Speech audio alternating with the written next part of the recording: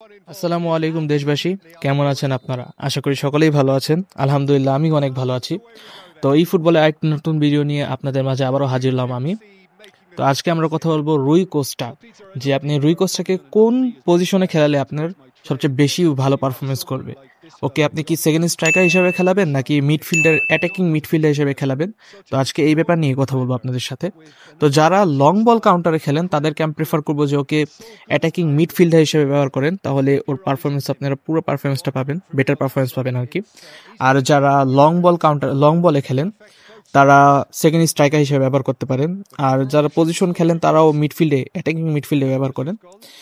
আর আমি ওকে এই ট্রেনিংটা দিয়েছি, আর এই ট্রেনিংয়ে ও অনেক বেস্ট পারফরমেন্স করে। আর আপনারা দেখতেই পাচ্ছেন এই ট্রেনিংয়ে ওর লোফিং পাস আর ফিনিশিং সব কিছুর এখানে দেখতেই পাচ্ছেন কীরকম দিবে।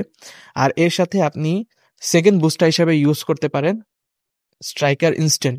এই বুস্টারে ওর পুরোপুরি রেটিং দেখাবে 106, আর ওর পারফরমেন্সও ভালোই করবে। আর লং বলে খেলার পরে যখন দেখতেছেন যে সেকেন্ড স্ট্রাইকার দিয়েছেন তাও ওর পারফরমেন্সটা ভালো পাচ্ছেন না, তো ওই হিসাবে আপনি ওকে অ্যাটাকিং মিডফিল্ডারে দিয়ে দেন। লং বলে খেললেই অ্যাটাকিং মিডফিল্ডারে দিলে কি হবে যে আপনি তাহলে পারফরমেন্সটা ভালো পাবেন। কারণ আমি প্রথমে কয়েকদিন ওকে সেকেন্ড স্ট্রাইকার হিসেবে ব্যবহার করেছি, তখন ও ভালো পারফরমেন্স দিয়েছিল। তারপর আমি আবার ওকে অ্যাটাকিং মিডফিল্ডারেও খেলিয়েছি, ওখানে ও অনেক ভালো পারফরমেন্স দিয়েছে। তো আমি বলবো যে এই দুই পজিশনেই অনেক ভালো খেলে।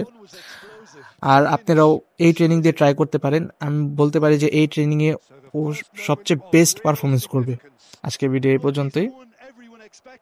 আশা করি সবাই ভালো থাকবেন, সুস্থ থাকবেন। আসসালামু আলাইকুম।